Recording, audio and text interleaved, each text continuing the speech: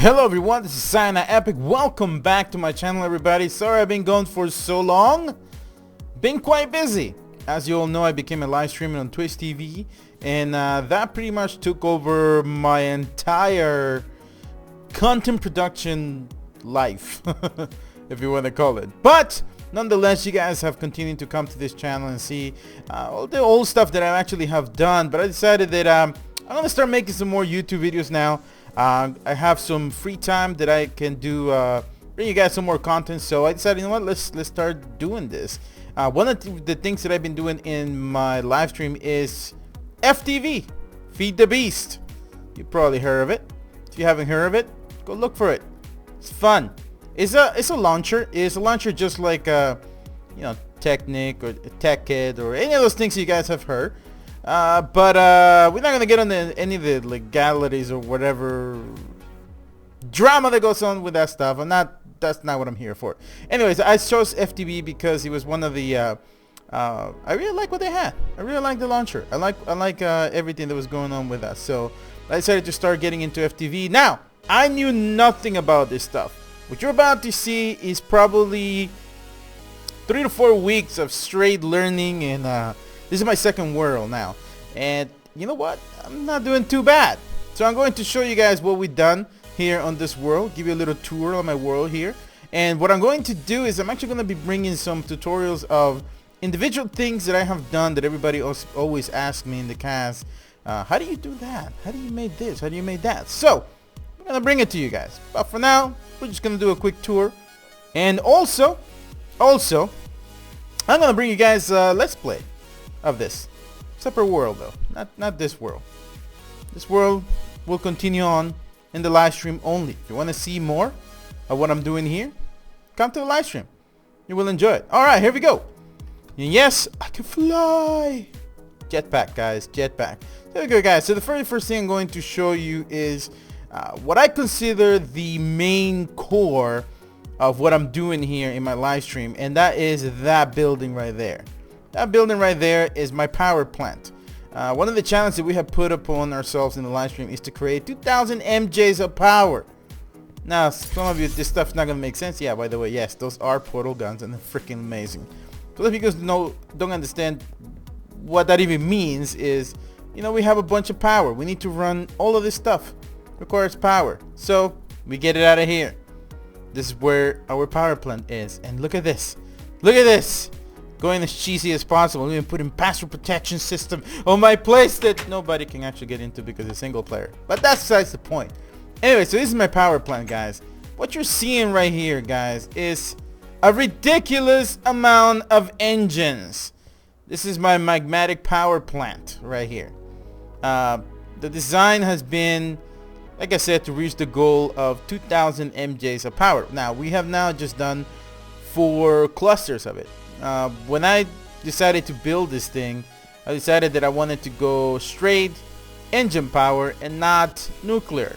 Before you go in my cast and comments and start going, why don't you go nuclear, man? That's crazy. I know I can. I won't. This is the challenge I put upon myself, is to do this with pure engines.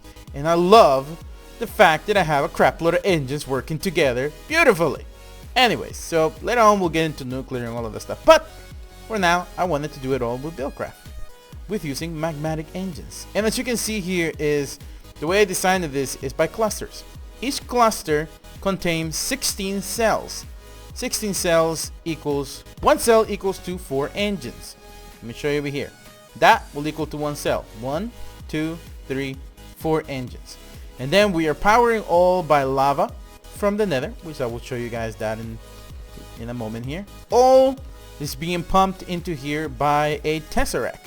This is a liquid tesseract that is getting out of lava from the nether into here, and it works great. There you go. So this is my power plant right there. So like I said, we got 16 cells equals to 1 cluster equals to 4 engines per cell.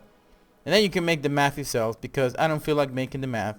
But all I know is that right now the total plan is equaling to 1,024 MJs are coming out of here. Alright, you can explore the rest of it yourself and figure out what individual how much power you get out of each individual thing. Now, as you can see, we all doing liquid ducts for the lava, and also we're doing conduits, because that way they don't explode, and just don't explode at all. And then what I'm doing, actually, depending on what I'm doing, I have a grid of power that goes into my farms and everything else, all done by this cable. Okay, and also if I ever need to go remotely, like for my queries, I do use tesseracts. Tesseracts are being sent. I got 4 queries running right now, and they're all being sent powered by this. Now, the beautiful thing about this though is that each one of them is sending about 100 MJs. Now, we all know that the tesseracts got a 25% loss in power, so technically each query is running at 75 MJs. Now, this is crazy because that's really freaking fast. My queries are freaking fast, and I'll show you those also in a moment. That is all for looks. I wanted to showcase like some sort of a mounting bracket system for the other engines, so it didn't look like the engines were floating. Alright, and then this cable that you see right there, that is jacketed wire cable. That is to make sure that I can turn off everything with that switch right there. So I can power off the whole plant by just coming in here, flipping that switch, everything's off. No movement. Silent. Nothing's going on. You know, there should be sound for these engines, honestly. But anyway, so you flip it back on, and everything comes back on in one beautiful synchronized motion. See? All of you OCB people out there will be very happy and pleased. I have a lot of those in my account. But anyways, so there you go. So that's what this does. Now once we send the power over here, like I said, I'm using 4 right now for 4 queries, and 1 cluster is being used for my grid system that I got over here. So let's go outside so you can see where all this power is going to. Alright, part of the power is going back here. Back here I have my farms. We got a cactus farm, a reed farm, a tree farm, and 3-tier food farm, if you want to call it. You know, the bottom one is producing, I think, potatoes. The top one is producing carrots, and the very third level is producing wheat. And that's, like I said, all of it is powered by that plant. So I don't have to really worry about power. All the power is being taken out of here, taken out of the plant, out here by the grid underground. All the cables are underground. Try to make it as neat as possible. You'll never know where the power is coming from if I didn't tell you, because you can't see a freaking thing. Look at that. Pretty awesome, huh? Alright, so that's where one of my, you know, source of powers is going to. The other place that the power is going to is to this place right here. This is my processing plant. Over here we bring all the ore that can be processed down here, and then automatically to power furnaces and pulverizers to automatically get made into ingots and put into its own sorting system here with barrels. So as you can see, I have a sorting system, a storage on top that I'm going to show you in a moment, where it brings everything into here. We have a retriever that pulls out individual ore. I tell it what ore to pull out, and it'll bring the ore out of here and put it into one of these machines. Depending if this one's filled up, it'll go to the next one, the next one, the next one, and so on and so on. And once it's done, it'll pulverize it and then send it right away to the furnace to cook it. By using a relay, we take it out of the furnace and put it into pneumatic tubes to go in its own barrel. See that?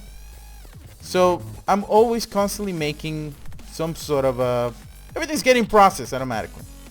It's pretty neat. It's pretty neat. Now, I'm going very vague. I'm not going into detail because I'll do that on the tutorials.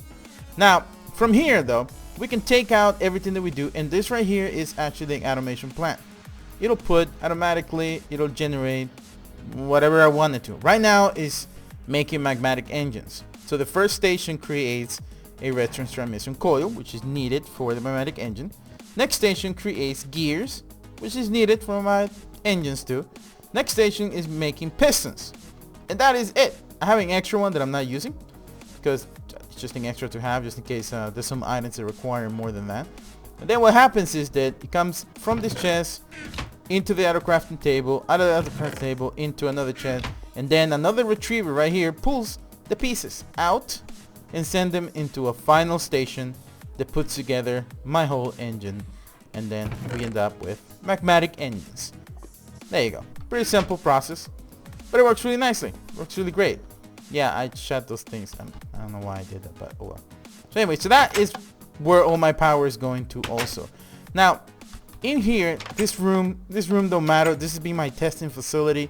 Down here, I break and make things so everything looks freaking ugly. So we'll work on that later. Anyways, up here is the important part. This, ladies and gentlemen, is my sorting system right here. Everything that my queries or my farms or anything that is being taken out of the world comes here and gets processed.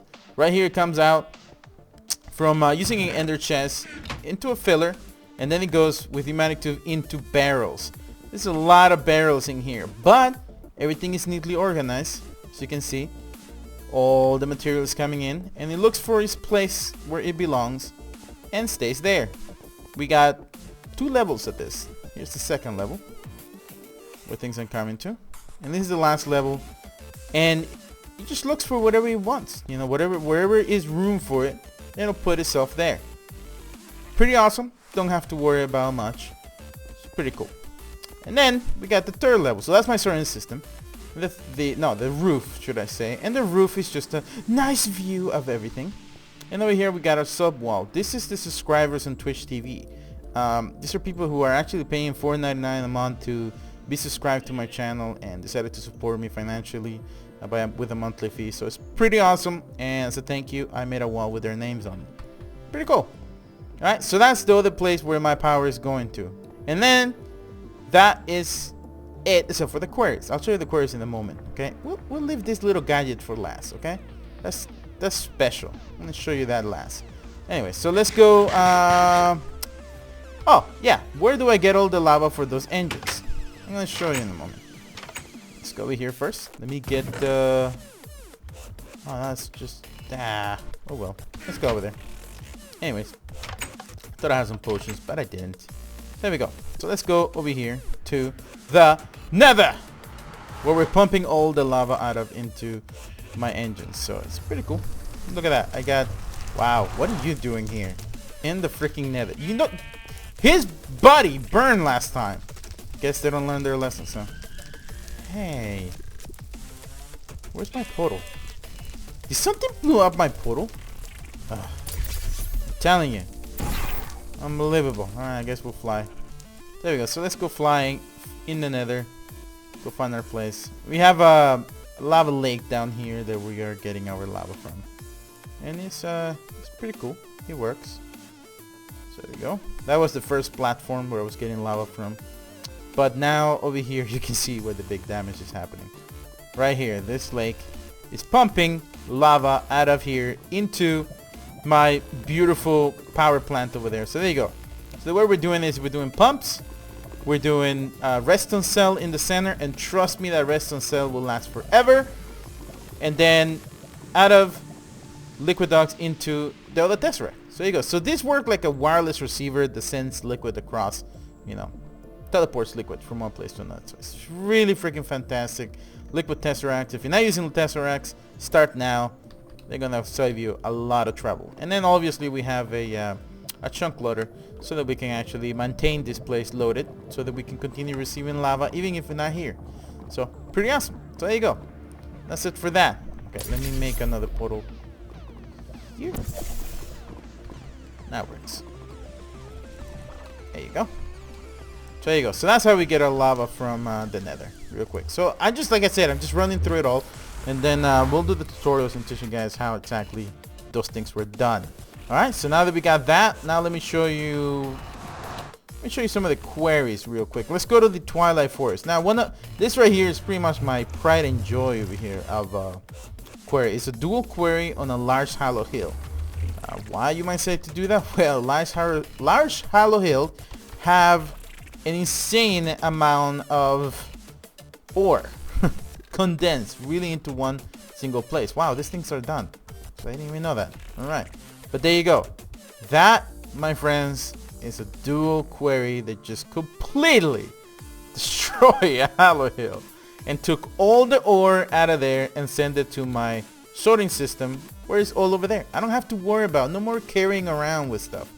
You know, everything's right there. So there you go. Pretty crazy, huh? There you go. So again, I work details on how I work this stuff, how to make this happen. As you can see, these are the 2 energy tesseracts that actually were powering my queries. So there you go. Beautiful. Alright, so here we are on the query that we have pretty close to our house actually. And this one is because I wanted to mine all the mine that I had below. I had a strip mine on the bottom and I wanted to thoroughly mine it, so I put a query on top of it. There you go. So as you can see, this is the speed of the query coming out of the plant. Pretty neat, pretty fast, pretty quick. Really enjoy it. So yeah, there you go, guys. That's pretty much my world.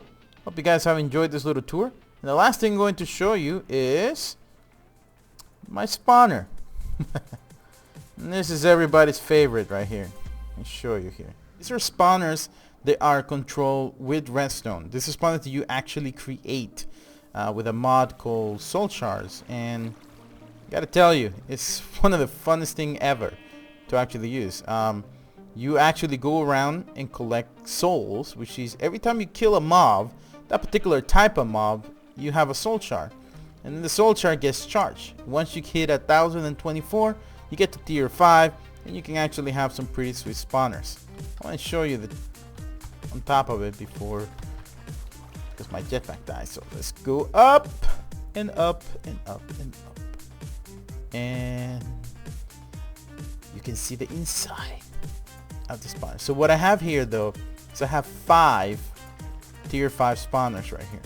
Now 4 of them are hooked up together, zombies and skellies right here, and one of them is actually a wither skelly spawner. So you can see they're there. They're all powered by redstone. I'm using alloy wire to power them, and they were fantastic. So there we go. So now let's give you a run so you can see how fast these freaking things work.